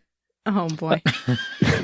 The Shining is also in the Guinness Book of World Records for the most retakes of a single scene, with 127 takes for the scene with Shelley Duvall. Well, and you want to narrow that down? I mean, she's in the movie a lot. Do you know which scene? I can't remember which one it was in particular, but it technically it took a lot to get that scene correct. Okay. With 127 takes. And the MPAA did not allow blood to be shown in any trailers that would be seen by all ages. And Kubrick persuaded them that the blood was rusty water and got the trailer passed. Oh, wow. That's funny. Shining sits at 52 on IMDb's top 250 with a Metascore of 63. And that is The Shining. My second movie is The Shawshank Redemption. I'm Andy Dufresne. Wife-killing banker. Why'd you do it? I didn't, since you ask. You gonna fit right in. Everybody in here is innocent. Did you know that? Hayward, what you in here for? Didn't do it. Rumor has it you're a real cold fish. You think your shit smells sweeter than most. Is that right? What do you think? I'll tell you the truth. I hadn't made up my mind. I understand you're a man that knows how to get things. I'm known to locate certain things from time to time. I wonder if you might get me a rock hammer. A what? A rock hammer. Now, Shawshank is interesting because there is no way in hell this will lose to The Green Mile because stupid freaking Tom Hanks stole the Oscar from the Shawshank Redemption in the 1995 ceremony for films released in 1994. It was highway robbery that the Shawshank Redemption lost. I can understand why, because it was considered a box office flop, only bringing in $18 million for the $25 million budget. However, because of the Oscar nomination, that's when the Shawshank Redemption really began to shine, and then was picked up by Turner Classic and the Turner Corporation, and has literally aired on cable almost every day since then on TNT, TBS, or the like. The Shawshank actually takes place over a 30-year period in the books, and it's only about 10 to 15 in the movie, where Andy Dufresne is a banker accountant, and he basically gets locked up in jail for a crime he didn't commit. He got framed for the crime, and he ends up meeting this guy named Red inside of Shawshank, where he becomes best friends with him, played by Morgan Freeman. Tim Robbins and Morgan Freeman are just amazing in this movie. The things you learn in this movie are fantastic. The feels you get in this movie are fantastic. Everything about this movie is awesome. To this day, when The Marriage of Figaro plays anywhere, I cry because of that scene when they play the opera lady singing inside the yard because of Shawshank Redemption. In fact, the Shawshank Redemption is so prominent that people that are living in corporate America at their jobs for more than 10 years actually refer to their term at their companies as being brooksed, because they have been institutionalized in their jobs because they can't work anywhere else because they don't know how to do anything else. That's how iconic this has been. Waze, the app, actually had Morgan Freeman do voices for the Waze app. And when you had to turn left or turn right, it actually said, "Get busy turning" or "Get busy dying." That's awesome. I didn't know that. That's awesome. Morgan Freeman's son also posed for the mugshot that you see when they stamp his papers to be paroled. Morgan Freeman himself, actually, when he pitches the baseball, when he meets Andy for the first time in the movie, Morgan Freeman actually threw that baseball for 9 hours straight. No. Literally dislocated his arm and had to wear a sling the next day. Wow. The sewer sludge inside of that 500 yards of vial and whatever else he had to crawl through, the length of 5 football fields, that was actually chocolate, if you can believe it. Chocolate, syrup, sawdust, and water. And even to this day, the pipes still smell like chocolate and cocoa today. Oh, so that's cool. So if you're escaping, it smells delicious. Exactly. We also have the number 237 showing up again here in the movie. For instance, it's the number on Red's cell specifically. And the digits are also Andy's prison ID number. And the number, of course, continues on, as I mentioned, in other places, including the room in The Shining. And the sound of the warden actually shooting himself is the same sound effect that they used for the man stamping approved on Red's parole paper. Oh, wow. Cool facts, man. You're finding some cool, fun facts. The other big thing that you want to know about this is that the TV show Castle Rock on Hulu, which aired last summer, actually was all based on a lot of the things that happened in Shawshank Redemption, to the fact that they actually had a scene where you got to see the warden's office, and the bullet hole is in exactly the same place in Castle Rock as it was from where the warden shot himself from the movie. So that was a cool little tie-in. The big thing, though, is that in 2015, the United States Library of Congress selected the film for preservation in the National Film Registry, finding it culturally, historically, and aesthetically significant. And FYI, it is number 1 on the IMDb Top 250, beating out The Godfather in 2008 and holding that spot ever since. The other movies in that top 5 are, of course, The Dark Knight, Godfather 2, and Lord of the Rings, Return of the King. Wow. Wait, Return of the King is the top Lord of the Rings one? Return of the King is the top in the top 5 of the top 250 on IMDb. Wow. But most importantly, be excited that it was Raquel Welch in the movie, because in the book, the poster is actually Linda Ronstadt. Yeah. That's a good change. That would have been bad. Yeah. So, regardless of what Peter Griffin from Family Guy says about the Raquel Welch poster, because I can completely debunk how you can tie that down and make it taut enough in order for the rock to go through. No, you can't. It's a good theory. It's a good it's point. Loops. It's tape loops, and you just use your fingers and pull. It's awesome. I don't think that's how it works. Anyways, we're going to go to Johnny first to vote on whether or not Shawshank can clearly beat out The Shining. Was there another movie that you mentioned besides Shawshank? I don't think so. I mean, he said The Shining, but it didn't feel like he said The Shining. More like, I got words. Shawshank. Right. All right. So it's not going to be very hard to discern where my vote's going to go. So let me just say, a few years ago, I finally sat down and watched The Shining because I had heard from so many people who love movies how amazing and fantastic that movie was. It's not at all. I didn't enjoy it. It wasn't a good time for me, and I want my money back. Somehow I own it too, so that's disappointing now. So that's why I'm going to say Shawshank. Amanda, let's go to you. This may surprise you. Fun fact, The Shining is actually taught in almost every single one of my film classes that I've taken from both my associates and my bachelor's. Mm-hmm. So obviously, film professors and the people, the dean of film who creates this catalog of films that they feel we need to see, some of the best movies, a lot of which are Hitchcock. And The Shining. Shawshank was never in the lists. Sad times. That's where my vote goes, is Shawshank. Because, like, The Shining is good from a film. That took a turn. Right? I was confused there for a minute. I was like, whoa. I was like, holding on. I kind of wanted you guys to think that I was going with The Shining for a second. Oh, well, nice job. I do like the movie. I don't hate it like you guys do. There's a lot of good potential in it.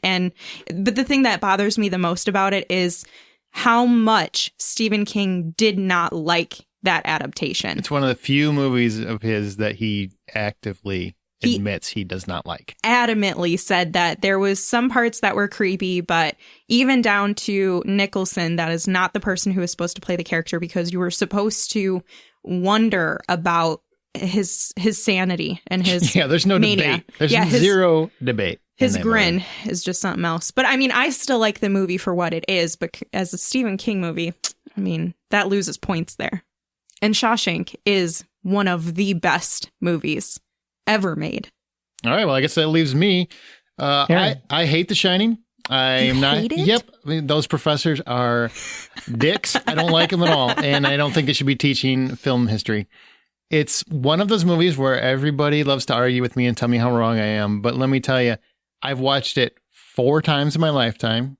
3 of them are because I wanted to reevaluate if I had changed my opinion over time. Because the first time I saw it, I was a kid. Then I saw it again in my 20s and 30s. And, I'm obviously 31. Here's what I've come to surmise. I can't understand what people like about it. Yes, I agree 100% with Stephen King. It is not at all connected to his book. It's very different from his book. If you read his book, it's much more about alcoholism and addiction and losing oneself amongst that. This is more about man goes crazy at cabin. That's really what this movie is. Right. And the reason why I don't like it is probably the same reason everybody else loves it. I think Jack Nicholson sucks here. And sucks isn't a great. I mean, you think he's doing what he's supposed to be doing. I love Jack. He's one of my favorite actors of all time. Camp fever. The whole movie. Everybody else feels like they're in a scary ass horror movie, terrified of everything, and he looks like he is just cheesing out and having the campiest time ever. There's not the Here's Johnny moment. I laugh out loud every time I've ever seen it because there's nothing scary about that. It's just ridiculous. It's him being campy and it doesn't fit the movie. So I can't stand that movie. Shawshank, great movie. It's an easy vote for me. I didn't even weigh it. And his name's not even Johnny in the movie. No, it's dumb. It's just hey, look at this connection to Johnny Carson. Haha. Yeah, it's funny. It's a great film. It's a horrible movie. No, I think it's a bad film. I don't like The Shining at all. I just don't like it as a movie. Everybody always thinks it's just because of the adaptation point of it. It's not. I don't like it as a movie. Jack Nicholson, I feel like, is way too campy for that movie. And Most people just hate on me left and right for it, but that is my opinion, and I'm going to stick to it. Is there anything else in the movie that you don't like? You've mentioned Jack Nicholson and how it was adapted. I am not a Kubrick fan. I feel like he drags things out and stretches them way too far. That happens in this movie. It's really more about Jack Nicholson's performance, though. That's my biggest problem with that movie. It just doesn't fit everything else that happens. There you go. All right. Okay. Well, I mean, Shawshank was going on anyway. It's true. So now we come to the semifinals. You don't have to give such detailed answers, but you can give a vote if you want, and we'll use the listener picks if we have to settle any ties. So let's go to Amanda first. You have Stand By Me versus The Mist. Stand By Me. Oh, okay. That was easy. Now we go to John. John might be a little bit harder here, huh? Well, both of these movies are great and fantastic, and they have their places in the annals of the canon of which we are discussing here. The Mist. Okay, now it's up to Troy. Troy, you're going between Stand By Me and The Mist. Man, that's tough. That is super tough. Well, you get a vote too. I know. Oh, well, you said Troy gets to decide. Oh, that's right. You don't get to decide, but you get to vote. You could decide. No, actually, no, you couldn't decide. You couldn't actually. Because we it's 1-1 so far. Yeah. I can't count math. Aaron, I can't pick between those two. That's tough. Well, you're going to have to at some point. You have to, Amanda. You have to pick. Okay. So the ending makes The Mist, right? If it wasn't for the ending, The Mist is not that great of a movie. Stand By Me is a good movie. You grow up on it. Everybody watches it. The puking scene is awesome. The leeches scene is awesome. The leeches were real. Yeah, leeches were real. Yeah. So, gosh, but the ending is so good in The Mist. But not the whole movie. I disagree. I gotta go to The Mist. What? What do I do? Well, it's still not going to win number one. What do I do? The Mist versus... I can decide this, and I will. The Mist. I like The Mist so much more than Stand By Me. Oh, we've got our first surprise. Now, let's go to the South and see what we got. The Mist moves on to the Better finals. Movies. We have the cage fight. Green Mile versus Shawshank Redemption. Let's start with John this time. What do you got? This is a really tough call. It honestly is a tough call, but I'm gonna do what I don't do all that often, and I'm gonna vote for my movie just because it has magic, which is The Green Mile. All right, Troy. Well, Frank did both movies, and Frank wouldn't have been able to do the second movie without doing the first movie first. And the fact that it's like number one by everybody's regard in the world, pretty much. Shawshank has to go ahead of The Green Mile because it's not losing to freaking Tom Hanks again. Yeah, I don't care what IMDb says. Amanda? Shawshank! Ooh. Well, I'm going with Green Mile. Well, what are the listeners going with? with? We have a tie. Yes, we do. And I'm with John. It has nothing to do with it being your movie. I just think The Green Mile is a better movie than Shawshank Redemption. You're high. No, I get so much emotion from Green Mile, man. I get so much emotion from Shawshank. The end, the letter, the island. Come on. None of that hits me as hard as I'm just so tired of this world, boss. I'm just tired. Yeah. People being mean to each other. I'm just tired. I'm going to watch The Green Mile. This is done. All right. So now we move on to the listeners because we have to decide for this one because we have a tie. We have Green Mile versus Shawshank. The listeners have, well, it's not close. The Shawshank Redemption is beating The Green Mile. Well, actually, it is kind of close. It's So Shawshank moves on. Yeah. So now we have, honestly, to me, it's an easier one. The Mist versus Shawshank Redemption. And I think, Troy, you get to go first this time. I think at this point, do we have to go based on like closest adaptation to the works, or just straight on the movie? It doesn't change anything. It is the best movie. How we've been voting all along. Yeah, it's how we've been voting all along. So it's your vote. Whatever you think is the best Stephen King movie, go. Of those two, The Mist versus Shawshank. And that's two Franks again. Mm-hmm. Frank, I called it early. Same logic applies. He doesn't get to do the others unless he gets Shawshank first. So Shawshank gets my vote. It's a weird way to vote, but okay. Even though the ending is really good. I'm going to go next because I've been going last, I think. So The Mist. The Mist by a mile, actually. We're so shocked. I enjoy The Mist so much more. That's a close vote. That's not easy. Even though you think it is, it's not easy. I enjoy the entire movie, not just the ending. The entire movie. I love it. Amanda? Shawshank. John? I am going to have to go with the one that I've seen the most because I love The Mist and I think it's a fantastic movie, but I'll rewatch Shawshank any given chance.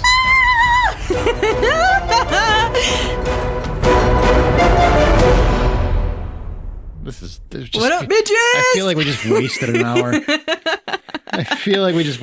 Can I just say I find Shawshank to be a great movie, but can you overrate a movie that is great? Because I feel like it's still overrated even though I do love it. You know what I mean? I don't think it's overrated. Number one movie out of 250? Are you kidding me? Somebody's got to be number one. But Shawshank Redemption, I wouldn't even put it in my top 20 of all time. Well, the listeners maybe would disagree. overrated is the wrong term to call it. Maybe you're just so tired of seeing it every single time you go past TBS. That's possible. They did a lot of Green Mile, though. They used to do a lot of Green Green Mile because it's a better movie. It's long and it's every It's snoozy. second of it is enjoyable. Where Shawshank, I'm like, God, is he out of prison yet? No, Shawshank's a great movie. I don't want to put Shawshank down. Okay, now listener top 3 from 3 to 1. It was number 3. Wow. I'm actually surprised it's of that 2017. high. Yeah, 2017. We kept TV movies out of it for damn good reason. Number 2 is The Green Mile, and number 1 is The Shawshank Redemption. So it feels like the right movie came out ahead. So even if Johnny hadn't picked Shawshank and went with The Mist, it would have been 2-2 again, and we would have deferred to listener comments. But I think it's still would have won. Fantastic that The Mist came out in the final 2. Don't. I think we have some incorrect thought processes going on here. Now here I got one more question before we close the show out. Okay, guys, ready? It's not on the format. It's not on the format, but I told you all about this earlier, so it's your fault if you didn't pay attention. I hope I read the message. What is your personal favorite Stephen King adaptation? Whatever your favorite Stephen King movie is. And yes, you pick one. Troy? 100%. It's The Dreamcatcher. I love it. I watch it every time it comes on. Just to see Morgan Freeman not being read. Even Morgan Freeman says, I hate that movie with his eyebrows. His freaking eyebrows, man. They're like giant caterpillars on his face. My eyebrows are coming for you. They're the Dreamcatcher. No, honestly, my favorite adaptation, like the most faithful, is Stand By Me by far. I love Shawshank as a movie, but from King's work perspective, I think Stand By Me is by far the best. I would really love to see Frank Darabont, honestly though, like really tackle Because of the Mist, and it has the same kind of concepts as Under the Dome. I'd love to see an Under the Dome movie done the right way with Frank at the helm. I think that would be fantastic. That could be better. Yeah, it could be better. But yeah, Stand By Me. John, what's your favorite Stephen King adaptation? You're going to think that I'm trying to be funny. Okay. But it honestly is Dreamcatcher. Is it really? Are you trying to be funny? I don't know. No, I am actually not trying to be funny. I don't know for the poop scenes. I don't know why I love watching that movie so much. I like watching the all the guys getting together, and I love how every one of them have their little magic trick that they can do, and Thomas Jane talking into the gun like it's a phone because Jonesy is calling him, and I just I really like it, and it makes me smile every single time I watch it. I'm not being funny, I swear to God. Okay, I respect if that's your pick. It's number 25 on the list of most popular Stephen King movies. 25. Cell beats Dreamcatcher. Hey, you know what? Whatever makes John happy. You know what? No, that's what I was going to say next. I respect that you have such a bold decision here. I am sending you a Christmas present with an I Done It's t-shirt now. I done oh my it. God. Don't I done it. Don't tease me. Yeah. I done it. Amanda, what's your I will wear the shit out of that t-shirt. He'll wear it to Christmas dinner. He'll wear it to birthdays, parties. He don't care. I done it. He looks like Dunnits. One worm, ill world. Amanda, what's your favorite? Shawshank. Is it? Yeah. Okay. I do really love Stand By Me, and Troy had a really good point with it. And I'm actually reading The Body right now. But when very close. When I first bought it, I had no idea that was what I figured the book had the same name, but they had to change it because they changed it. They said it sounded kind of creepy. The funny thing is that you're still reading it. It's like 80 pages in a PDF. You can do it in like an hour. No, I didn't start reading it when I bought it. I just picked it up because I have this problem whenever I go past the book aisle at my local store. I buy a book that I don't need to buy. And I saw that one. I was like, oh, that's a really cool cover. I like that. And it's Stephen King. I'm going to give it a shot. 4 Seasons? Or is it actually a novella? It's like in a pamphlet form. It's like a paperback book. Well, that's a small paperback because that's a No short doubt. book. Yeah, it's okay. about that thick. Big letters. She said it's about that thick for the radio. A huge font. What is that, like an inch and a half? An inch? It's radio. Nobody can see your fingers. You. Yeah, that looks like an inch. That's what I tell my girlfriends. Your wife will be so pleased to hear that. All right, She doesn't so listen to the podcast. that's true. My favorite is, and I'm not trying to make a joke. It's Stephen King's Silver Bullet. I don't know if you guys were. Ooh, yeah. Good call. That's my favorite. I actually just rewatched that 3 weeks ago. Did you really? It's on Amazon Prime. I sat down and I watched that. Man, I watch it at least once a year. I'm not kidding. At least once a year. I saw it for that the has the fine distinction of having one of the second best werewolves ever put to film. I'm telling you. And the ending is intense, even though it looks like shit now, but it's still really intense. Really intense. Just I can't feel my legs. I saw it for the first time. What was it, like 2 Halloweens ago? 2 or 3, something like that. And when I first started watching it, I was like, there's no way this is going to be a good movie. Like, I thought it was going to be really cheesy and over the top, but I actually really liked it. And it's totally your kind of movie, Aaron, because you love werewolves. I do. Love them. Let's play Hardy Boys and Nancy Drew chase down the fucking werewolf. Gary Busey's great in that movie. There is there's one scene stands out to me. They go into like this, what is it, like a barn or something? It goes into the barn with him. And that was a cool scene. I liked that. Yeah, it's an intense movie. And that's going to do it, guys. Thank you for listening. This has been the Hollywood Outsider, and I hope you enjoyed this fully Stephen King-ized episode. And we'll see you next week. Remember, you can find everything you need to find at thehollywoodoutsider.com. Make sure you subscribe, tune in. We'll be back next week. Thank you. And remember, the next time you head to a theater or stream Stephen King comfortably on your couch, buy popcorn.